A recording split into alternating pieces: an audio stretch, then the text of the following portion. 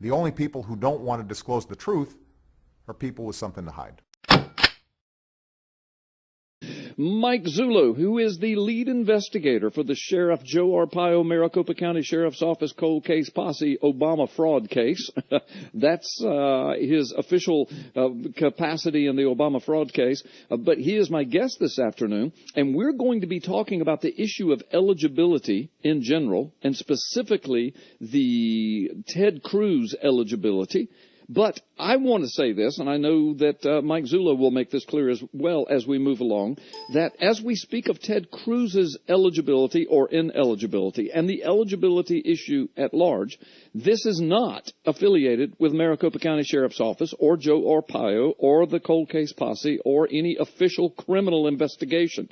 This is just a couple of guys, radio host and Mike Zullo, who happens to be really one of the premier experts on the issue of eligibility in the nation. He had to make himself such, as he and Sheriff Arpaio and the folk working on this have been involved in the Obama eligibility case. And so I've been in his office. He has reams and notebooks full of information about, constitutional definitions of natural-born citizen and Supreme Court cases and law statutes that go all the way back to the 1700s. And I mean, so Mike Zullo knows what he's talking about this, and he has some observations about what's going on, the Trump allegations that Cruz is not eligible, and now many people are making that allegation. Cruz is kind of sidestepping and dancing around it and talking through it and over it and under it, but won't produce documents. Gosh, there's a deja vu for you.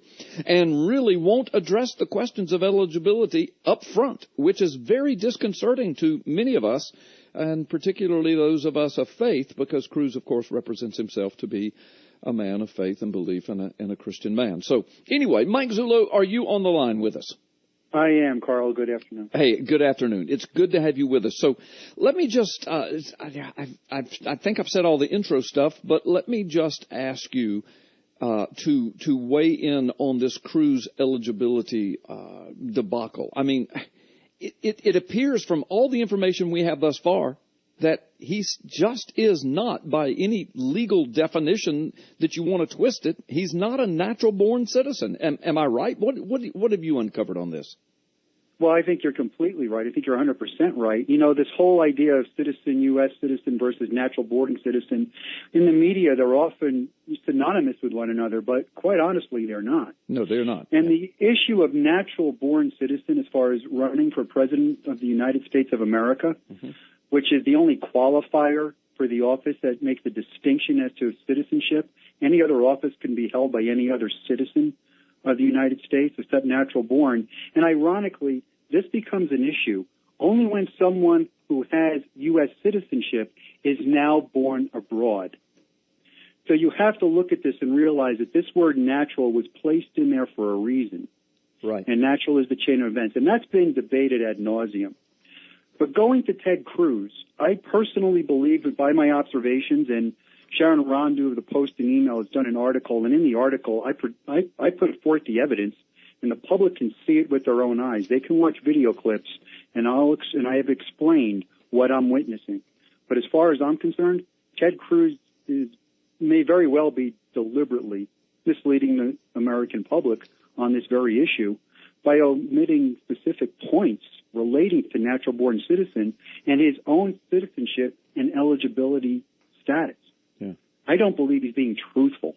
And I'm going that far, a little more to actually be calling the man a liar, but I'm going to hold that one back. Yeah. But I don't think he's being 100% straight up with the American people. Well, and it was only 18 months ago that he held dual citizenship. And so, I mean, that's an issue to think about. And the fact that you and I both know that there's been 12 Freedom of Information Act, at least 12, requests. And hold on just a minute, we've got some computer problems. I'm trying to do three things at once. But anyway, we've had several Freedom of Information Act requests for documents proving that his mother, who was an American citizen at the time of his birth in Canada, proving that she filed the proper paperwork to at least make him an American citizen, and the Cruz campaign has refused to produce that paperwork so far. And Mike, doesn't this smack of deja vu, considering what you've already been through and what you and I've been through for years on the Obama fraud case? It most certainly does in a number of respects. Number one, we have an individual whose father was not a United States citizen. In the case of Obama, it's still speculative as to where he was born. No one has made that determination. There is, at least on Obama's side of this equation, at least there was an attempt to produce, quote, a document substantiating American soil birth. But on the Cruz side, what you have is an individual who's now putting a foreign birth certificate, proof that he was born on foreign soil, putting that in your grill and telling you, I'm good to go because of my mommy. Right. That doesn't really run as far as the evidence that I can see. No, it doesn't. And we can talk about statutes and laws and Supreme Court rulings and all of that in a few moments, because I know a lot of people are confused about that. A lot of people go all the way back to the 1790 statute, which I think you have said, and correct me if I say anything wrong, Mike, but I think you've said that this was the really only statutory definition of natural-born citizen.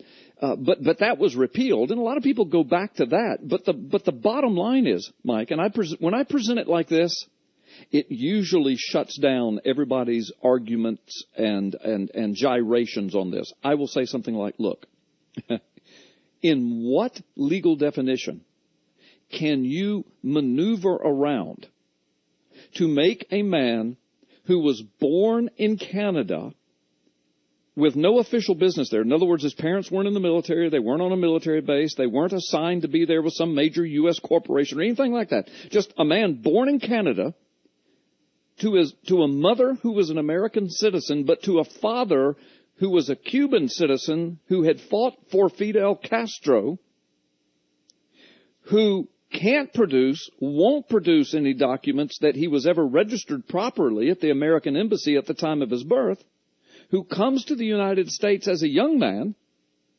who has dual citizenship until just before he runs for president. Under what definition, in what universe does that even come close to being the definition of a natural-born citizen? Well, Carl, it clearly doesn't. And to take it another step further, you have to understand the mindset of Ted Cruz's father, Raphael, at the time. He was in the process of becoming a Canadian citizen.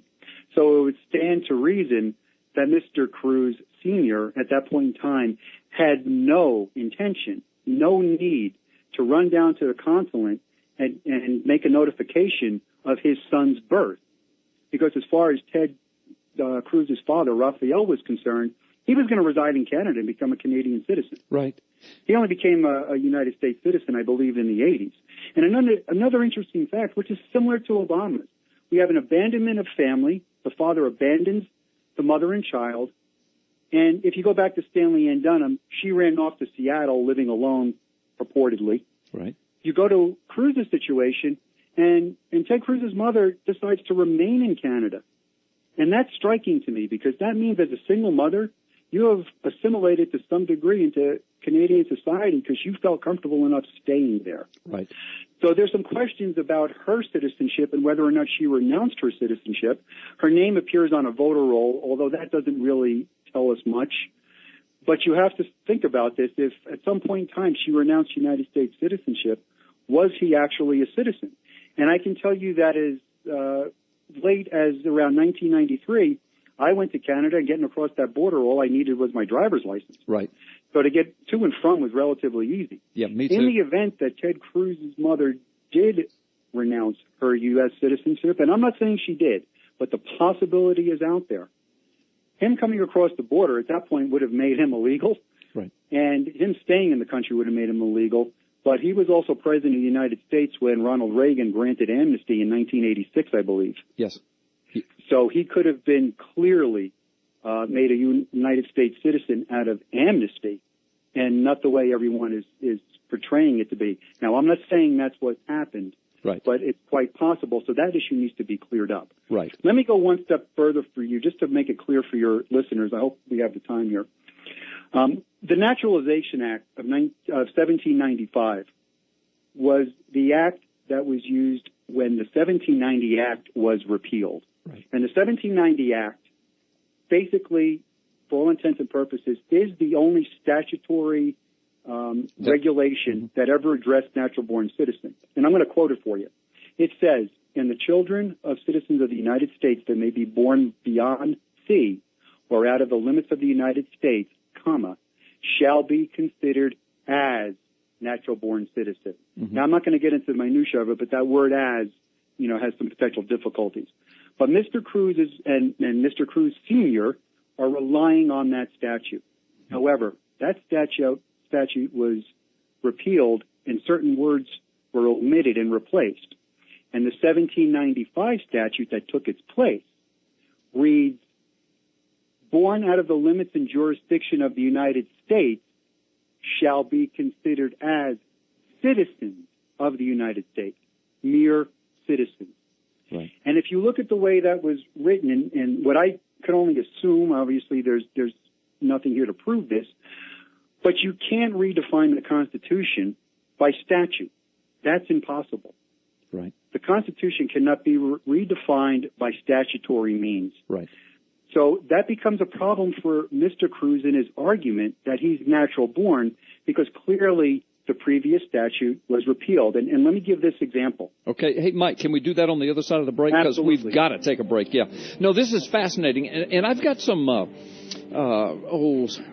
philosophical questions, some politically philosophical questions, like what are the ins and outs and ups and downs of what if he wins the presidency? What if he becomes the Republican nominee, to run against Hillary, for example? What does that mean? Will there be court cases? Should there be court cases? Well, does this mean we no longer have a constitutional republic? We don't know who Barack Obama is, and now it looks like we don't know who Ted Cruz, and neither one of them will release their paperwork, Mike. So we'll talk about all this when we come back. Folks, I've got Mike Zullo with me today, and of course you're listening Freedom Friday. Carl Gallup's the Oval Office of Gulf Coast Talk Radio. Don't go anywhere. We'll be right back. Freedom Friday with Carl Gallups. All right. Welcome back, America. Come on in to the Oval Office. And Mike Zullo is here with us today. And we're talking about the Cruz eligibility issue. And again, a disclaimer. Everything that we're talking about, and especially Mike Zullo, who is the lead investigator of the Obama fraud case with the Sheriff Joe Arpaio, Maricopa County Sheriff's Office, what we're talking about today is not connected to Maricopa County Sheriff's Office, Joe Arpaio, or the cold case posse in any way whatsoever. This is just a couple of concerned Constitution, Republic-loving citizens talking about this issue. It just happens to be that both of us are very well studied in this topic because of the Obama fraud case. And Mike Zullo, he doesn't describe himself this way, but I describe him as a nationally premier expert in the whole issue of eligibility. He has had to make himself such, and so I think what he has to say, his observations and opinions, I think they're very important, and they're very much worthy of us giving heed to. So, Mike, thank you so much for taking time to be with us today. The information you gleaned in the Obama fraud case is certainly apropos to this case, even though they're not connected and you're not acting in any official way with your comments on Cruz. But let me just ask you, get back to the 1790, this first and initial statutory definition of natural-born citizen, and then it was repealed in 1795. So tell us about that. And then you've got an interesting observation and comparison between two video interviews, one done in 2013, one done in 2016, that shows how the Obama and Cruz eligibility issues are so closely tied together. Okay, Carl, thanks, and I will. Let me just, for your audience, give them a little bit of a word picture to understand this repealed statute of 1790. If some of your listeners will probably remember where the national highway speed was reduced to 55 miles an hour at one time. Mm-hmm. Before that, it was 75 miles an hour, and I think it now returned to 75. However, 55 miles an hour was the speed limit after a statutory change to the law was made, reducing it from 75. So you think about this. There's a repealed statute that said 75 miles an hour was okay. Mm-hmm. You're driving 5 years later on the highway doing 75 and you get pulled over by a state trooper and he issues you a summons for speeding. You go before the judge with your summons and you say, Your Honor, I'm not guilty because a repealed statute 5 years ago had the speed limit at 75. Just because you made a new statute at 55 doesn't make me guilty because I can rely on this repealed statute. Right. What do you think this judge is going to tell you? Right. Yeah. You're going to tell you that repealed statute is worthless. Absolutely. You're going to get a ticket. That is what Ted Cruz is doing to mislead the public. Right. He is resting on something that no longer exists. And he's supposed to be a constitutional attorney. You know that he knows that statute was repealed. You know that he knows the constitutional understanding of natural-born citizen, but he covers it. He obfuscates. He gaslights. He lies, and then he changes the subject, and he treats us like we're just idiots when he is not telling the truth. Well, and that's interesting that you bring it up that way, because that segues right into these two video clips. There was an interview with him on Univision in 2013 with Jorge Ramos, was pressing him on his natural-born status. Ramos, as a matter of fact, became a U.S. citizen in 2008. Mm-hmm. And in the video, he makes an astonishing claim. He tells Cruz right to his face that he can't be president because the Constitution says he can't. Mm-hmm. Now, Ramos would have went through the whole naturalization process to get where he is as a U.S. citizen, so he must have learned that somewhere. He didn't learn that in Mexico. Right. So going forward, you have Cruz being pressed on this, and earlier he made a statement that really caught me. Basically, he's trying to defend himself against some accusations from fellow Democrats that basically the thing that he is doing is because he wants to run for president. Mm-hmm. And he says this, and this becomes condemning for him 3 years later. He says there is a classic political strategy that if you can't defend the substance, you try to change the topic. Mm-hmm. That's what he was calling out Democrats for doing. Now, fast forward 2016 in January, he's being interviewed by CNN Dana Bash. She is asking him directly about his constitutional issue, and she is telling him this has never been questioned or challenged, and you know it should be. And his answer to her, the legal issue is straightforward. The son of a U.S. citizen born abroad is a natural-born citizen. Contrast to 2013, where he only declared himself to be a citizen of the United States under that circumstance. So now he's given himself a field promotion to natural-born citizen. Right. She pushes him even harder. And basically what he does is he now invokes that political strategy. He tells her that the Constitution and the laws of the United States are straightforward. That's a lie. The very first Congress to find a child of U.S. citizen born abroad as a natural-born citizen. And by the way, many members of the first Congress were framers at the Constitutional Convention. And at the end of the day, this is a non-issue. Well, that isn't true. But then he goes on and he does the classic, I'm not going to engage in this. The reason is simple. There are far too many serious issues facing the country. Yeah. Last night, Korea claims to have tested, and he goes on. Yeah. What does he do? He can't defend this, sidesteps it so totally. He's going to redirect. Yeah, sidesteps it and redirects totally. Mike, I hear the music. Every time you're on here, the time flies. We've got to cover more of this. There's so much more to say about it. We're going to keep our eyes on it, and I know that this goes directly to the man that's in the White House right now. 2 peas in a pod. Deja vu all over again. Could you believe it, Mike? No, I really can't. I don't want to live through it again. I hear you. Thank you, Mike. We'll see you next time. Folks, you're listening to Freedom Friday. Carl Gauss will be back in just a moment. Don't go anywhere. The only people who don't want to disclose the truth are people with something to hide.